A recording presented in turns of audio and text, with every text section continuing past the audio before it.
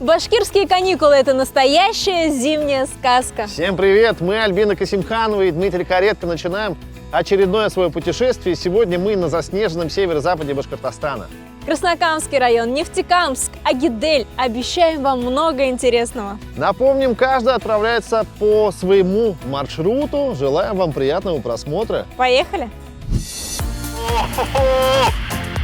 Задача наших каникул – создать личный авторский тур по самым живописным местам Башкортостана. И нам важно выяснить, сколько денег на это потребуется. Ведущие программы Дима и Альбина выясняют, кто из них потратит на путешествие меньше. И отдохнувший на большую сумму должен будет выполнить задание более экономного. Смотрите, наслаждайтесь, узнавайте республику вместе с нами. Итак, наши каникулы начинаются.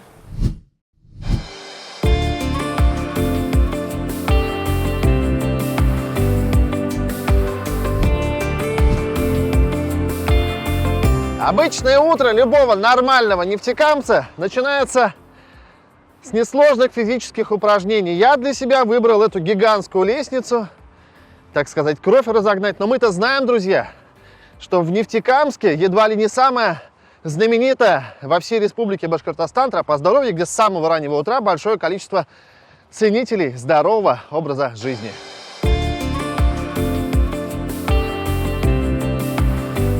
Чем больше леса, тем лучше дышится. Только оказавшись на тропе здоровья, обращает на себя внимание домашняя аккуратность и необходимый оздоровительный антураж.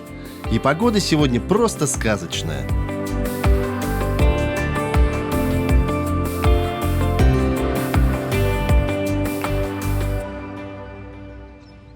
В здоровом теле здоровый дух. Вообще я удачно зашел. Гимнастика с красивой женщиной.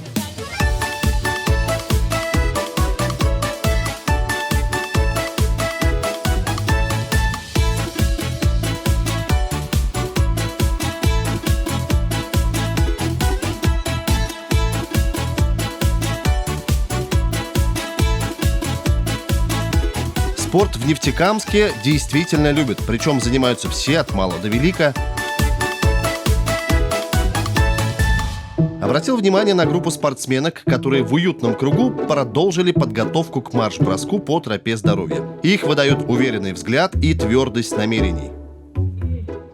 Здрасте. Здравствуйте. Здрасте. Не слышите? Как дела, говорю? Отлично. А что делаете? Что делаем? Зарядку. А это вот что-то, девушки? Девушка наш тренер. А вот эти девушки? Это наши одногруппники. Одногруппники, понятно. Я с вами немножко потусуюсь. Все. Вот ты молодец, а.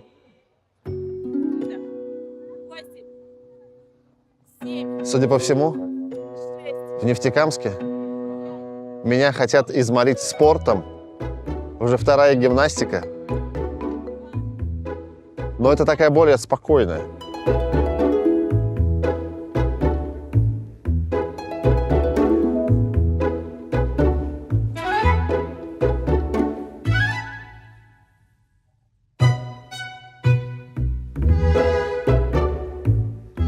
Путем несложных вычислений можно понять, что лыжные палки в руках моих коллег для скандинавской ходьбы. К слову, у этого вида активности есть свои правила. Одно из них – хорошее настроение. Сейчас пойдем ходить по тропе здоровья. Пошлите, уверенно, бодрой походкой. Бодрой походкой, девушки!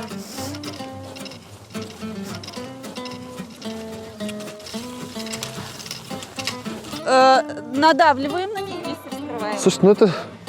И вытягиваемся за макушкой вверх, взгляд вперед, шею не напрягаем, перекат с пятки на носок.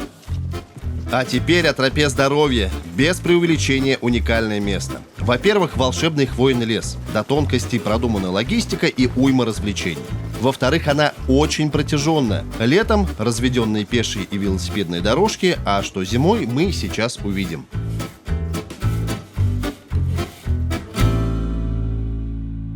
Еще 12 километров вперед!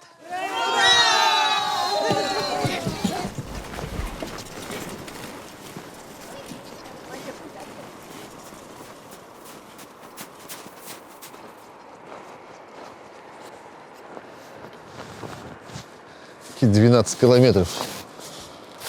Полчаса с ними ходил, устал, как будто неделю работал на стройке.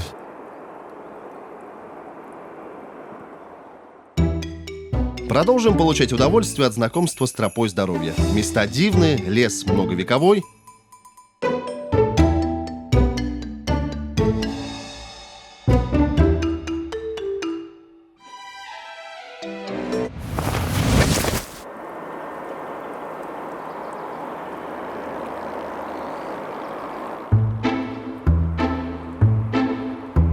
Боже, какое красивое небо над Нефтекамском.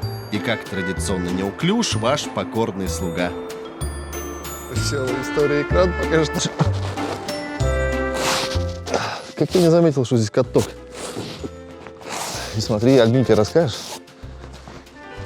До Уфы не доедешь.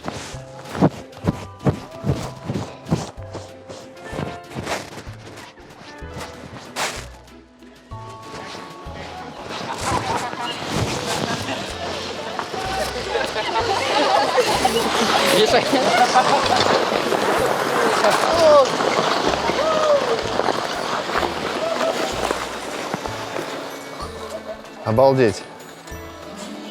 Каток, дорожка через весь парк.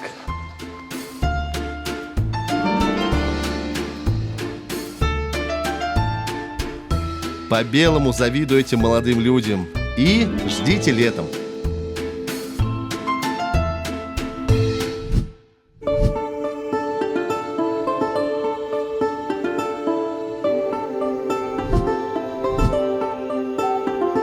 Поселение «Призрак» – так называли когда-то Николо-Березовку. Основано оно было купцом Строгановым, который, проплывая по реке Каме, остановился на берегу, и ему явилась икона Николая Чудотворца.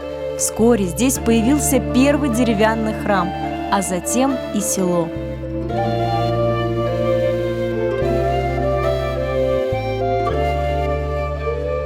Николо-Березовка – самое старое русское купеческое поселение на северо-западе Республики Башкортостан. Именно здесь в течение нескольких сотен лет находилась крупная хлебозаготовительная пристань. Село было хлебной столицей Прикамья.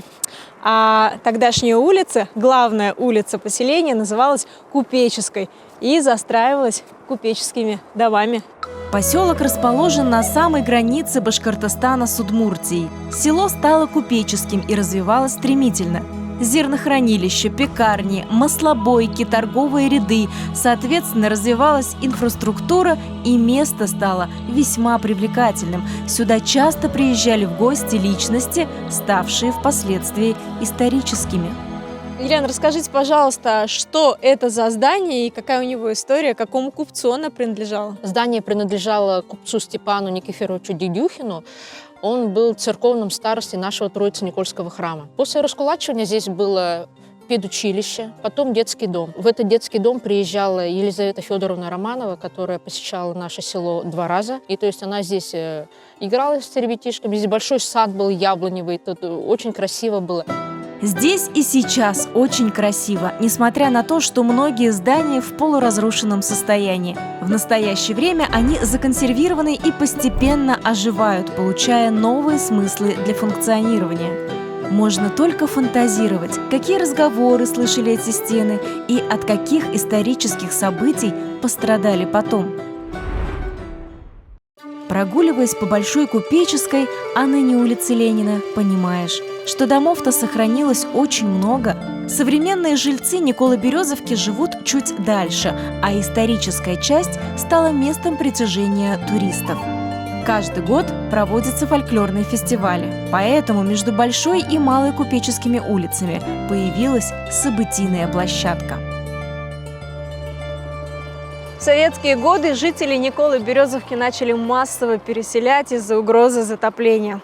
Но планы поменялись. В 2020 году началась реализация проекта «Возвращение домой». Купеческие дома были реконструированы, в них теперь комфортные гостиницы, а восстановленный Троицко-Никольский храм стал историко-культурным центром. Никольско-Троицкий храм когда-то был самым большим православным храмом в республике. Прямо в здании церкви работает историко-краеведческий музей, а потому любой желающий может подняться на смотровую площадку под куполом. От вида, что открывается отсюда, буквально захватывает дух. Здесь дуют ветра сразу 3 регионов – Башкирии, Удмуртии и Пермского края.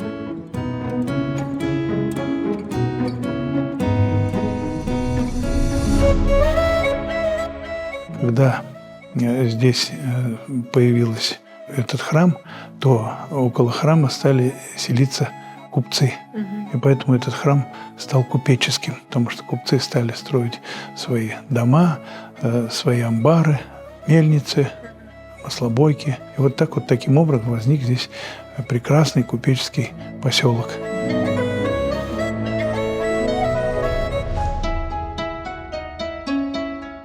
На них наступали наши предки, наши, прародители, кто здесь жил.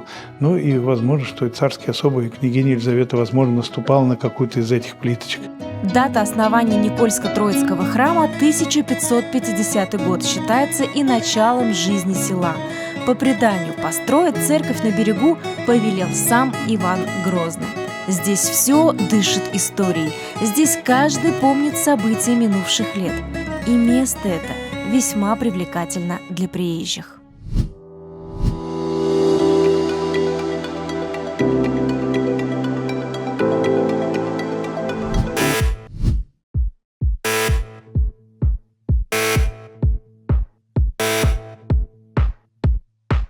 После хорошей прогулки нужно сытно пообедать. Для вас могу предложить наш фирменный бургер, называется «Викинг». Викинг. В его состав входит говяжья котлета, сыр чеддер, бекон, также различные овощи, салат айсберг, огурцы маринованные, лук маринованный, томат. Также в его составе есть картофель фри и наш фирменный соус медово-горчичный. Очень рекомендую. Вы меня уговорили, когда сказали «Викинг». Можно его и чай черный? Да, конечно. Все, спасибо. Пожалуйста, ожидайте.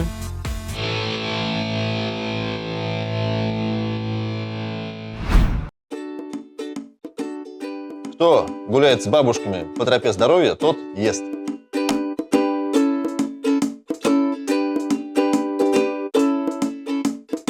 Нефтекамск город красивый и компактный, поэтому с высоты можно увидеть детали.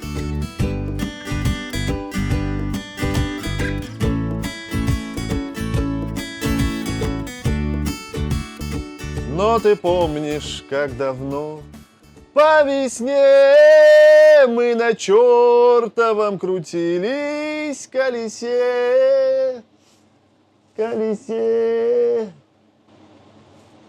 Да, удивительно красивый Нефтекамск с высоты птичьего полета.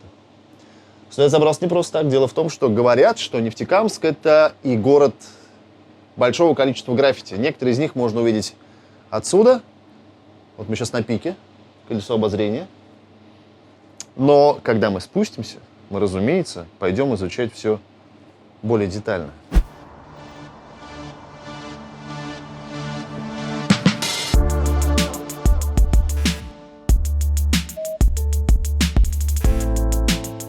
Нефтекамский стрит-арт в моем личном рейтинге занимает безоговорочное первое место. Хотя нет, тут даже гран-при. Фасады многоэтажных зданий города представят гигантскими холстами уличных художников. И разве могут возникать какие-либо вопросы по поводу больших фестивалей граффити, которые проходят в городе? Получилась большая уличная Нефтекамская картинная галерея. Круто!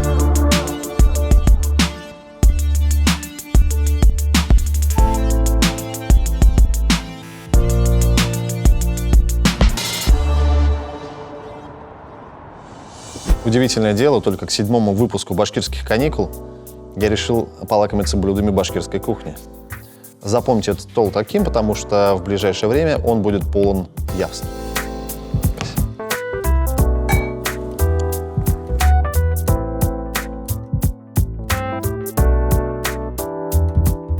Придется вкусно поужинать, что ты добавишь.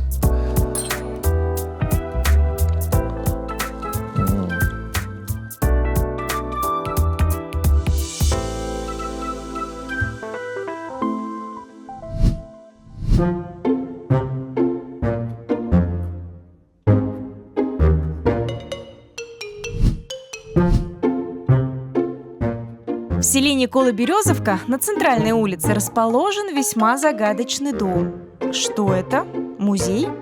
Прямо сейчас и узнаем.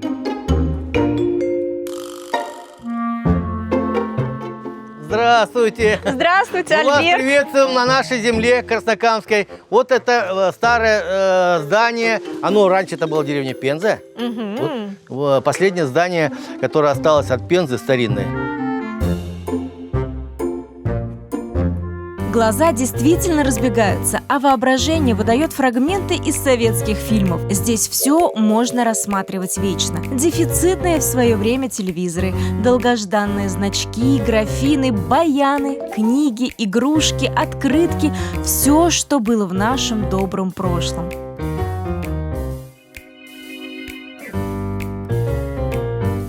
Альберт, я, конечно, понимала, что частная коллекция – это нечто невероятное, но столько всего.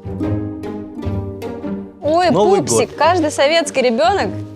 Да, это те самые. Нет, это Дедушка Мороз, но пупсики тоже были. Вот эта кукуруза была в каждой семье. Да, и эти кукурузы 70-х годов. А где вы их столько набрали? Скупаем у населения. Альберт с большим удовольствием рассказывает историю каждого экспоната, изучает его происхождение, определяет ценность и умеет показать то, что не оставит равнодушным.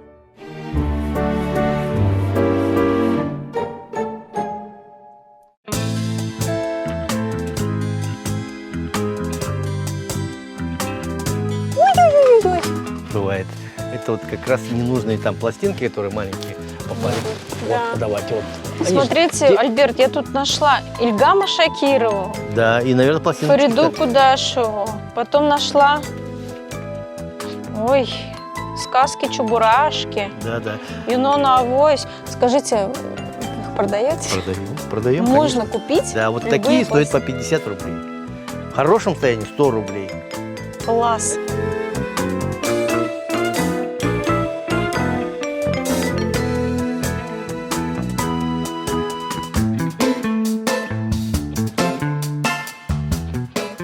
Игрушки вызывают особенно трепетные чувства.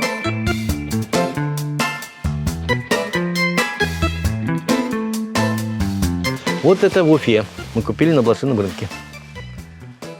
И даже цену скажу, по 1000 рублей. Всего лишь по 1000 рублей. А, продаете по 2? Да, ну по 1,5. Вот здорово, имеет Филя, право это же находиться. Филя.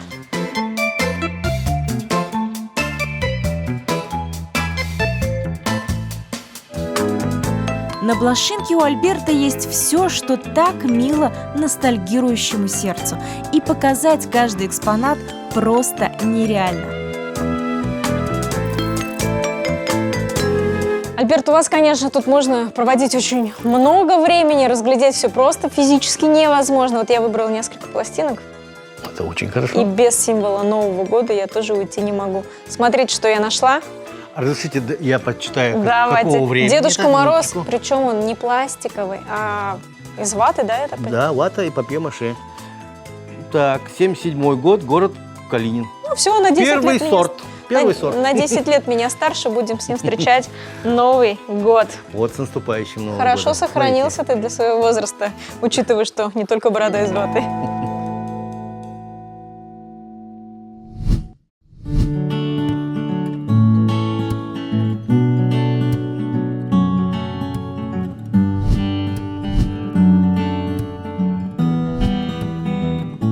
Всем привет из гостиницы «Урал», город Нефтекамск. 12 этаж. Это номер люкс. Он такой мягенький, такой уютненький. Такой с диванчиком, с небольшим. Викторианский стиль, смотрите, какие креслица. Ну и кровать для молодоженов. Но я буду спать на ней один. И еще одна фишка. Это вид на ночной Нефтекамск.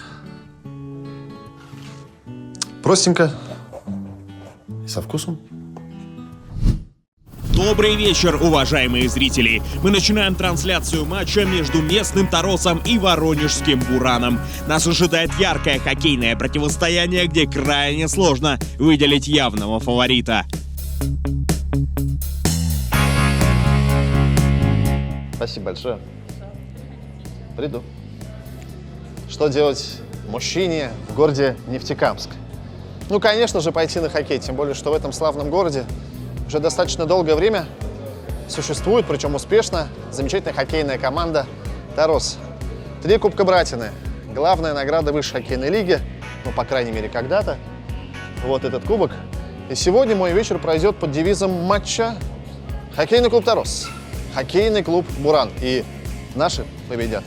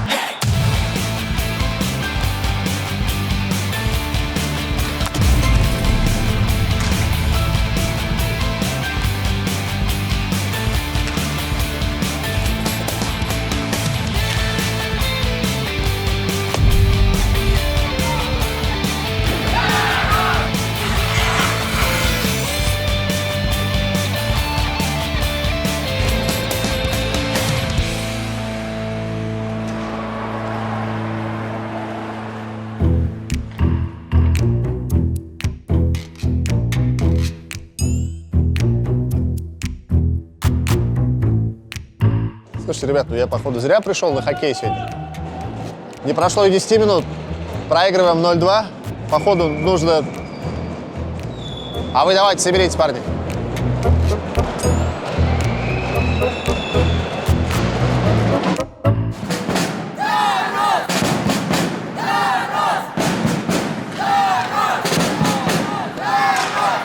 Эх, Димка, зря ушел. Проигрывая со счетом 0-3, нефтекамская команда переломила ход игры и победила со счетом 5-4.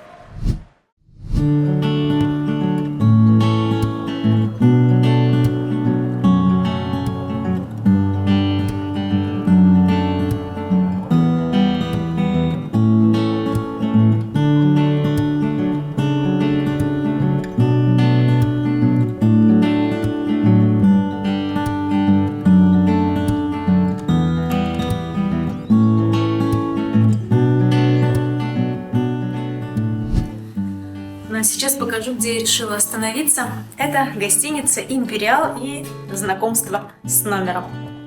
Номер 8. Так, за дверью нас ждет комната. Очень красивая. Выполнена в современной классике. Большая светлая спальня. Зеркало, что немаловажно для девочек. А здесь мы видим ванную комнату. Небольшая, но тоже уютненькая. Ну что, время отдыхать. Завтра нас ждут новые приключения. Пока-пока. Ну, мне кажется, меня за один день подсадили на спорт в Нефтекамске. Как начал утро с бодрой прогулки. Извините.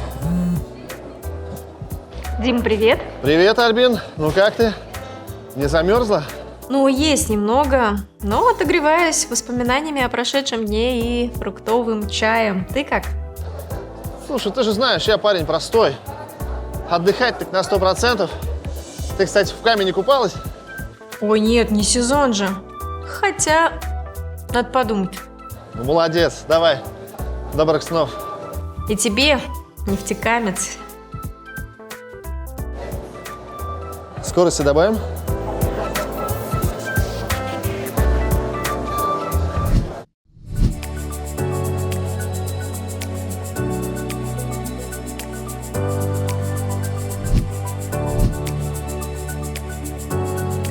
Мое утро началось с чашечки кофе и шикарного вида на лес. Сегодня я отправлюсь на недостроенную Башкирскую АЭС, которая стала местом притяжения любителей ролевых игр со всей страны.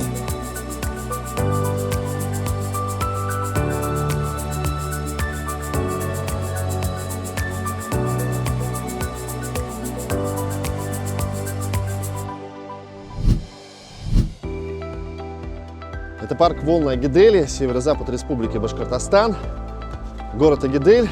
Его строительство началось в В 1980 году строили его как город-спутник Башкирской атомной электростанции. После известных событий 1986 года в Чернобыле в 1990 году строительство АЭС заморозили, и с тех пор ничего не изменилось. Однако город остался, город молодой, город интересный. Но нам интересно, что стало с той самой Башкирской АЭС. И вот туда мы сегодня и отправимся.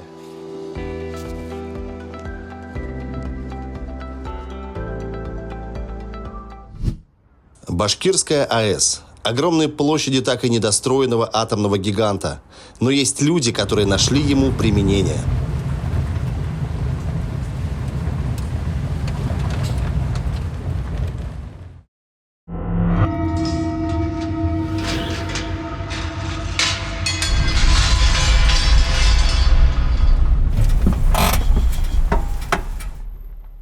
Все, баста, приехали. Куда приехали? Приехали мы в зону отчуждения, новичок. Зона тебе не пионер-лагерь, не санаторий. По дороге расскажу, что можно, что нельзя. Собирайся, пойдем, покажу тебе. Хорошо.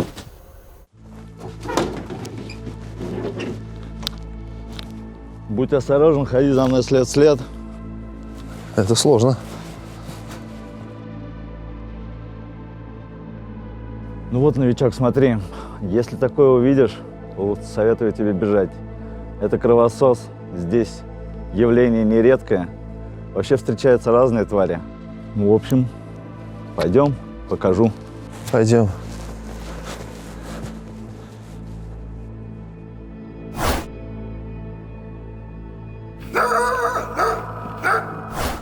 Всегда будь аккуратен и внимателен.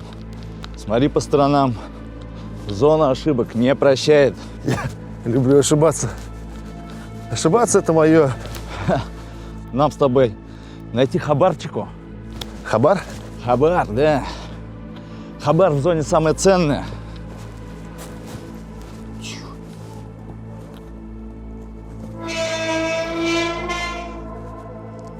Нельзя? Пока нельзя. Что? Так. Тихо. А что за звуки там? Звуки зоны.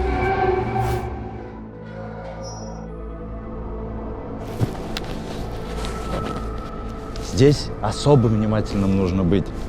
Есть места, называются они аномалия. Попадешь туда, не выберешься никогда ни за что.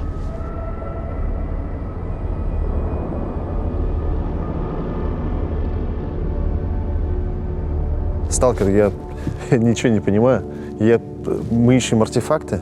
Да. Чтобы обменять их на деньги? Да, совершенно верно. Это цель нашего приезда сюда. А как мы найдем артефакты?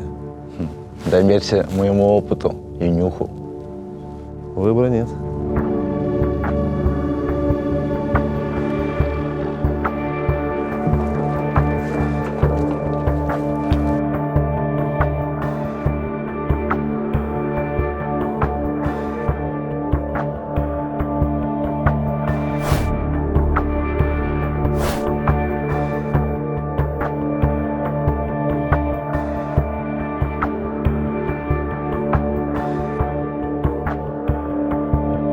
Вот оно. Опа. Это то, что мы ищем. Вот такие штуки рождает зона. Где-то рядом есть еще лучше. Да мы уже все практически обошли здесь. Все здесь никогда не обойдешь. Здесь все меняется каждый день.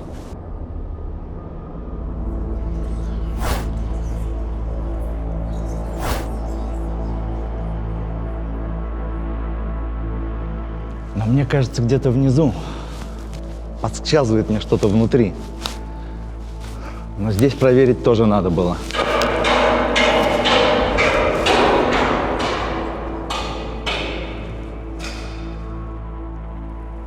Мне кажется, нет ничего внизу. Можно здесь потусоваться.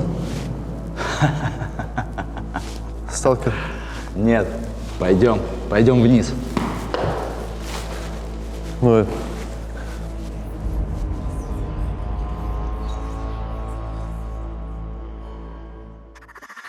Обалдеть, это что за... Победа! Это то, что мы искали вообще. Так. Руками не трогать, это я помню. Руками не трогать. Сейчас нам нужно его поймать.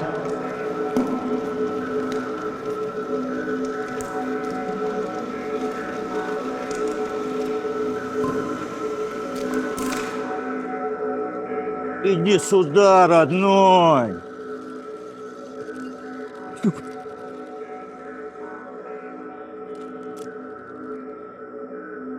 Все. Теперь можно идти в бар. У нас, конечно, программа безалкогольная, но в бар так в бар.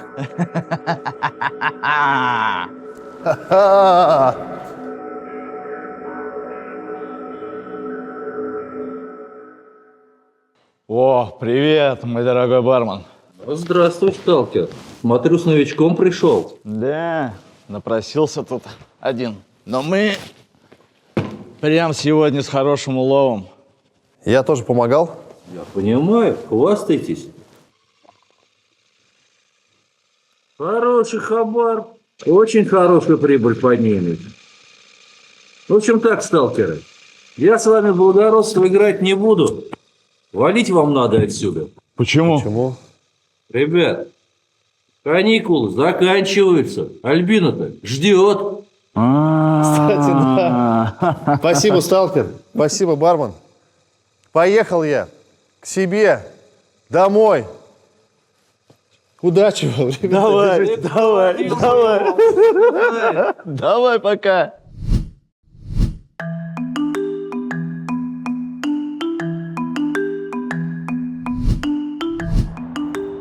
В 15 минутах от Николо-Березовки расположен город Нефтекамск. Здесь очень много красивых мест для прогулок, о которых, я надеюсь, вам рассказал Дима.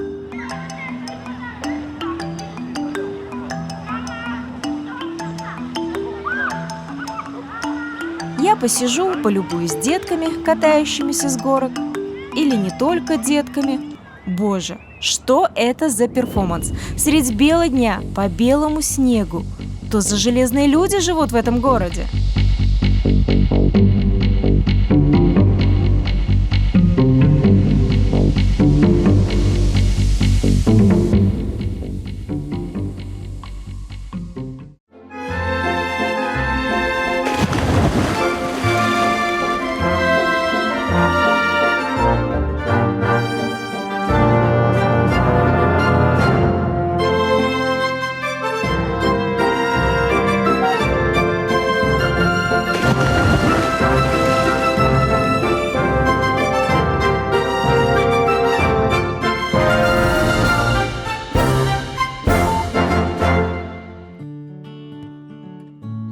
Здравствуйте. Здравствуйте. А, не холодно? Да нет. Холодно, но мы терпим, да. Какая температура воды-то? Вода плюс 1 градус. А на улице? На улице минус 12. То есть там теплее, чем... Да, вот мы вас и хотим пригласить погреться. Серьезно? Да. Ничего со мной не случится? Да нет, главное психологическое спокойствие. Уверен. Настрой. Научите, в общем. Да. Раздевайтесь. Да блин, вы такие классные, я хочу попробовать.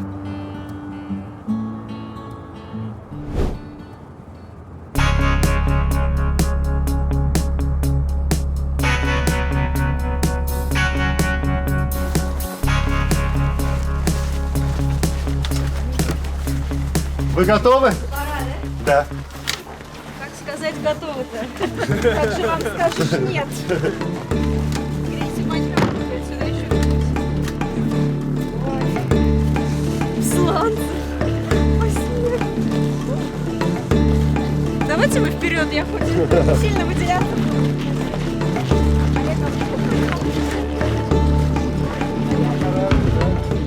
Закаливание в планы моих каникул не входило, но решение я принимаю быстро и, надеюсь, не передумаю. Хотя методы беспощадны.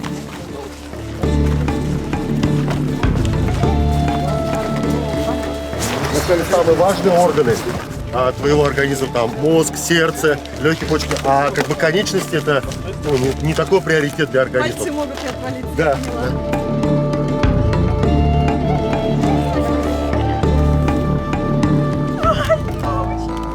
можно вспомнить в этот момент фильм «Титаник». Нет, сколько они там находились. Давайте поаплодируем. Ого! Ого, молодец!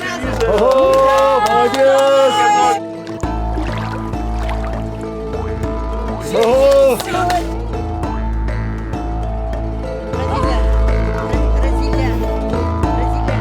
Я это сделала. Сама, правда, не успела осознать. Главное — отогреть пальцы на ногах. Они замерзли больше всего. Нам сейчас реально надо фотографироваться, да, хорошо делать. Я не буду свою фоткаться.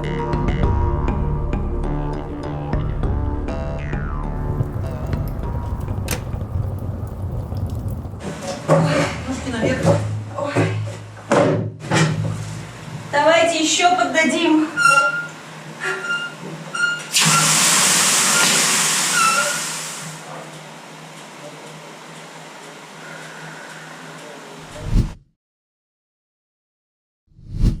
Ну, обалдеть, неужели это случилось? Да, в этот раз я потратила больше денег, но зато я очень хорошо отдохнула. По Николо-Березовке прогулялась, в прорубь нырнула, в бане искупалась, сувениров накупила и ни о чем не жалею. Какая ты молодец. Я молодец, ну а ты, наверное, уже придумал мне какое-нибудь задание. Да, Альбин Фаритовна, с учетом твоего героизма никакой жести не будет, но следующую передачу ты начнешь с приветствия на китайском языке. Зачем на китайском? А зачем я ел лимон? А зачем я нырял в Голубое озеро? Просто? Ладно, хорошо, я начну на китайском языке. Это были башкирские каникулы. Пока. Пока-пока.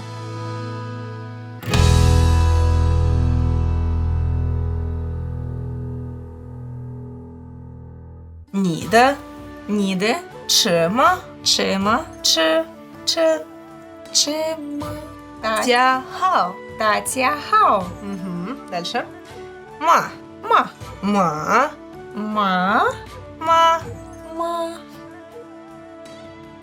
Тадэшу. Наши тадэшу. Джепуши чеда. Джепуши. Джеши ниде шема. Ниде чема. Джеши ниде чема. Джепуши ода ше. Че. Джеши. 这是我妈妈的车。